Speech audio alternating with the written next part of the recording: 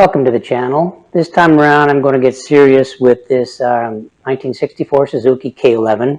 In the previous episode I built a reproduction side cover for it and a plenum chamber to get between the air filter and the carburetor.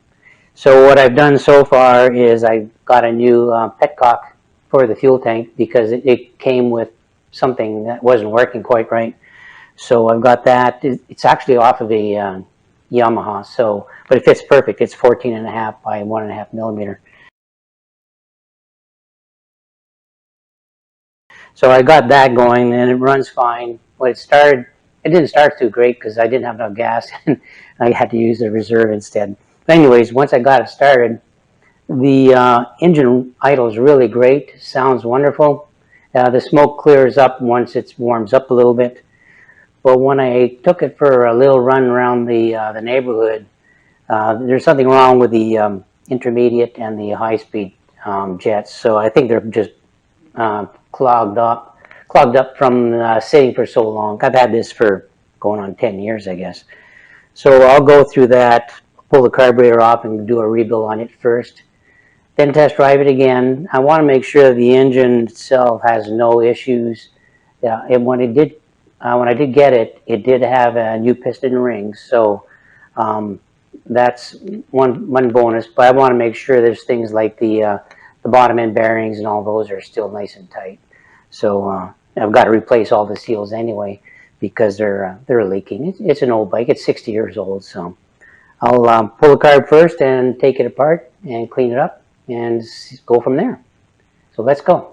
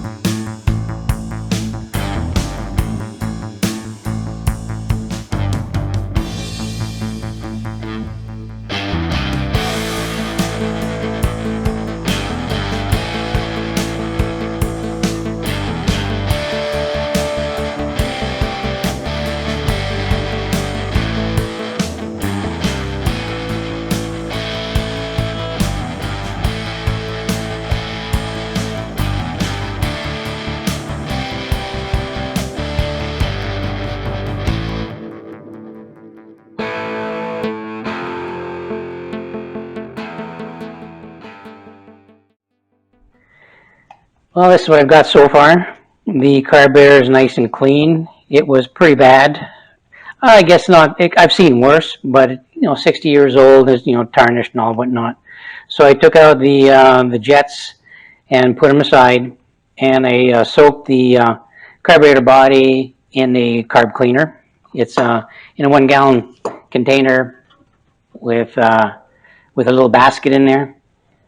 And then what I've done is basically there's just these two parts here, the bowl and the carb body.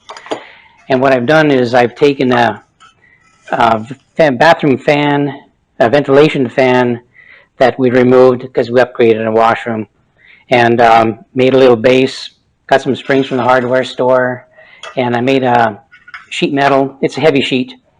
Actually, this is the casing off of an old humidifier, and bent into shape, and gave me a place to put the can on. It's a little bit wobbly. It's not too bad though. But you start it up, and it vibrates away. And the vibration is caused by a little aluminum piece of hex. Actually, this is a hex rod, and I just shaved off one side of it to make it off balance.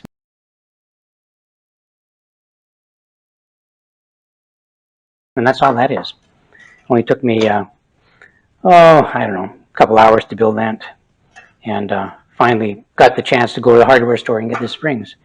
So that's how I got this far. And the second part is once these things were cleaned and rinsed from the carb cleaner, I used mag wheel cleaner to etch it a little bit and give us a real bright white aluminum looking component. I went a little bit further. I used a little bit of steel wool on this to clean up even a little bit more. So you don't have to do that. In fact, you probably don't have to go this far, but I'm just kind of anal. Anyway, that's the carb so far. I'm waiting for the carb kit to come in and put that together and test drive the Suzuki once again. So that's it. So here is the setup for the ultrasonic cleaner. You can put any pail you want on here, anything at all, even a small tub or whatever you're doing at the time. And it seems to work fine. I'll just fire up here. And you can feel the vibrations. It's pretty bad. Not bad. And I actually added a base to it, so it's not going anywhere. So that's what I use to clean the aluminum parts, and I guess at some point some metal, some steel parts. On the base of the cleaner. Oops, I'll get this out of the way here. And I'll let it run for 20 minutes, half an hour.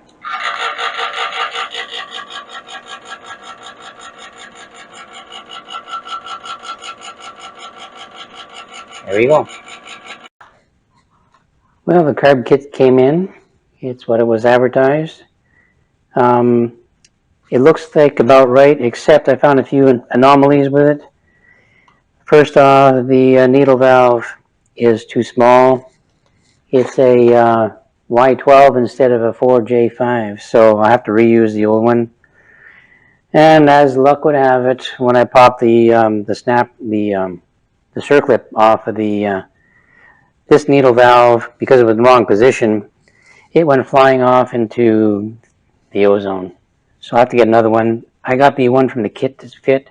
However, it's smaller. I don't want to take a chance. This needle valve is quite a bit smaller than the original. The main jet also is, this is the needle valve, that's okay. Where is it? Here we go. It's an 85 rather than a 75 that's recommended in the old manual. I'm going to try it, and with the needle jet a little bit deeper in the orifice, maybe it'll balance out. So I'm going to try the kit, and hopefully it'll work. I mic'd all the other guys, although they look different. It's just because one's shiny, one's the other one. They mic out exactly the same. So even this one here looks tiny compared to the original one, but it mics out the same. So anyway, that's the only anomaly of the kit is the needle valve is too small. So I'll put it back together, and hopefully things will work out. And I may have to tune it up 3 or 4 times to make things work correctly.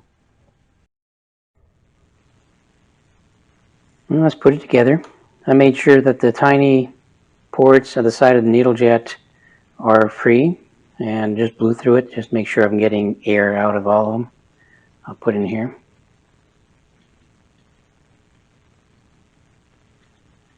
Snug it with an 8mm. It's good enough.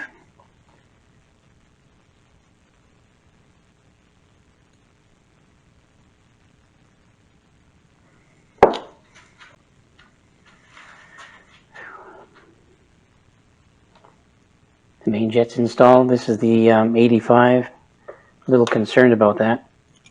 Oops, I need a 6. Snug it up.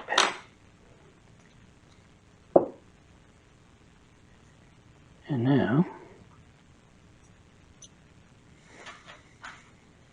we'll put in the, this is your pilot jet.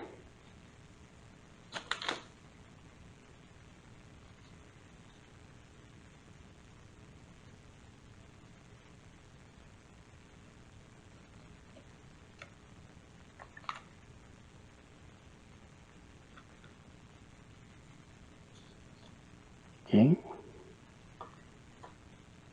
Now we'll put in the float.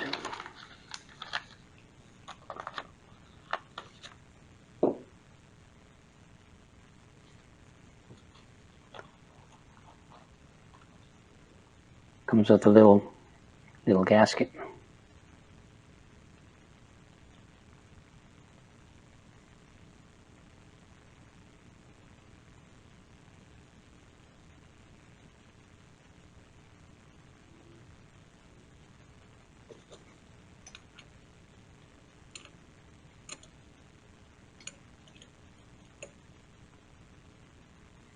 There we go.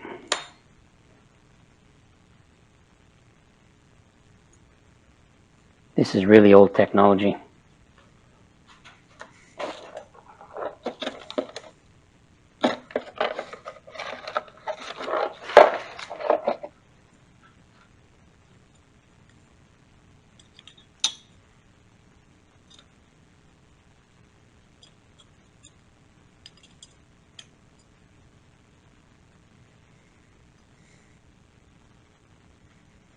Okay, that's that. I gotta check the float level. I didn't see any mention of that in the manual. So I'll check that and get back.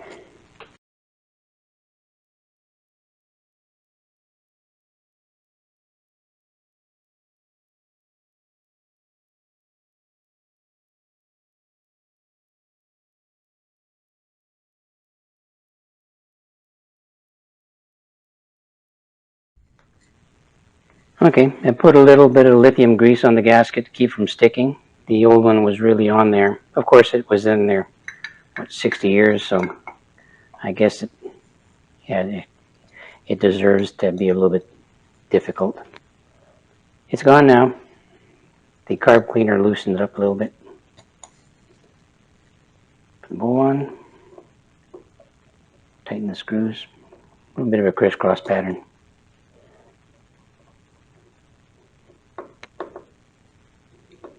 Whoops, and I dropped the screwdriver.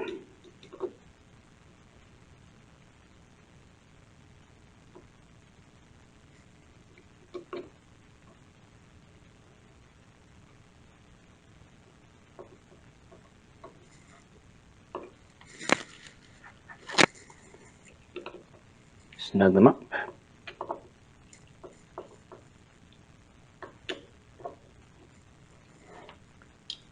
Now I'll get a new circlip for the needle valve and finish the assembly.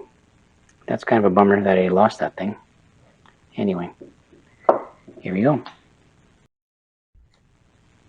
The kit came with a new air screw, but not the idle screw, and that doesn't matter. The idle screw is just a tapered screw. There's a little bit of a difference in the way they're shaped. That one, the idle adjust is, I get the spring off of here, is more of a, I guess the taper is more pronounced, And the air adjusting screw has a stubby end. Oh, here's the old one. Has a stubby end on it. So put them in the right place. And they will screw in the wrong locations. So put this guy in loose. Put this guy in loose.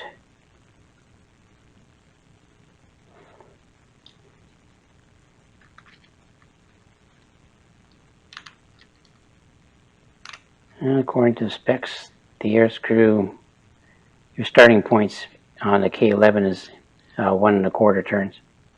Half, 1/4. That'd be my starting point. And I'll back out the idle. Okay, now I'm going to get the circlip. Cool.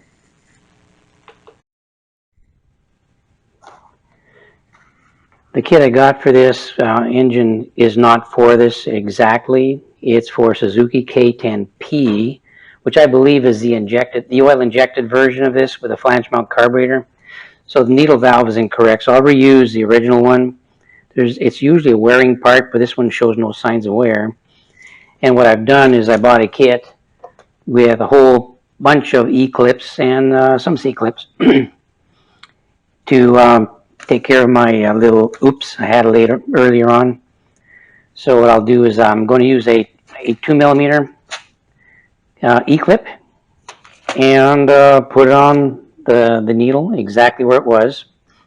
While I had this apart and waiting for parts and whatnot, I decided to look into a little further in that exhaust leaking oil the way it was. And so I took out the baffle, and there's a huge puddle of oil in there. I think the issue was restriction in the exhaust, because I just putzed around the neighborhood and whatnot, and probably didn't work the engine hard enough to clear out the exhaust. So what I'm going to do is I'm going to run without a baffle for a bit. I'm just putting the E-clip on right now, and hopefully it doesn't give me any headaches here. Oops, that's how you take it off. Let's go this way. I'm just going to lay it on the bench here. Put it back in the original groove. This is the bottom groove, and second from the bottom. The specs call for third from the top, which is second from the bottom. And snaps in there. Easy peasy. So now I'm ready to put it back together finally. So I'll just drop this in here. And I'm going to use the original retainer. This little guy here. I don't know if you can see that. Anyway, put this guy in here. Push him down. I'm going to use these little guys to get things in place.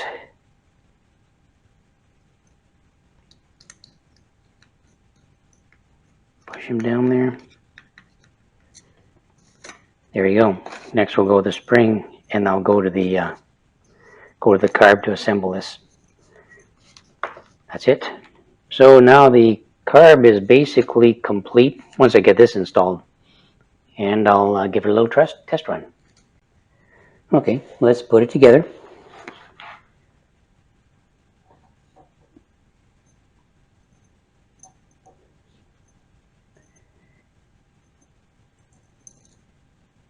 Compress the spring,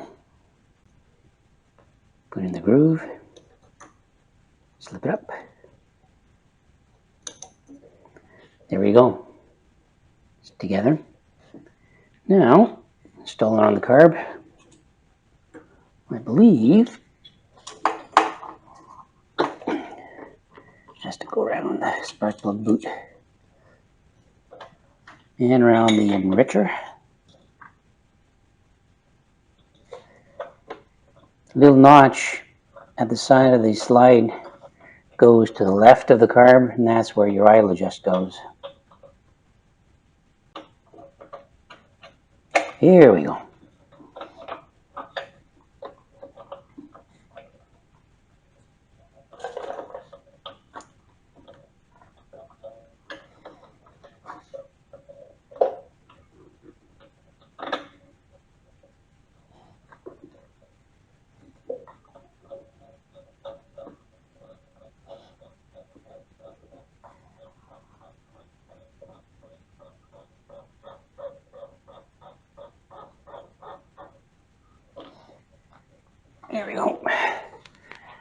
Now I'll assemble the throttle up top. I had to remove that in order to give myself more slack in the cable.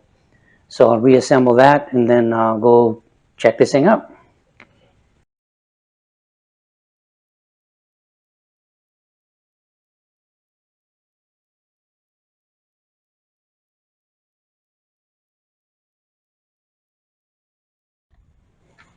Okay, let's fire it up. Carb's back in there. The controls for the cables are not tight yet because I'm going to have to adjust them. So I did try it a little bit earlier and it runs fine. Seems like it anyway.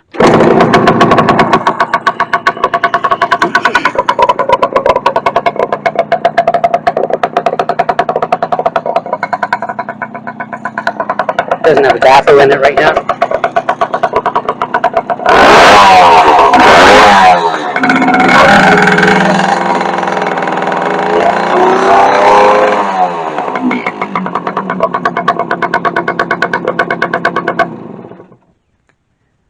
It's noisy with no baffle. Got to take it for a good ride to clear out that smoke. So it should be good. That's it for the carb rebuild. The engine starts fine, runs fine at idle at least, and in mid-range it starts to break up a little bit and it smokes a lot. I'm not too sure what kind of oil they used back in 1964. The manual suggests 20-1, but doesn't say what kind of oil. So if anyone has any suggestions what kind of oil I should be using on this vintage engine and at what ratio, I'd sure appreciate it. I'm not going to take it out for a road test right now because the front brakes on this thing, it locks up, it skids the front tire, and I may end up doing a nose plant if I take it out on the road and forget and use a front brake. And using just a back brake alone is not safe either. So I'll take care of that in the next video. So that's it for now. I hope you liked this video. If you did, please give me a thumbs up. Subscribe down below. And I hope to see you in the next video. Thank you.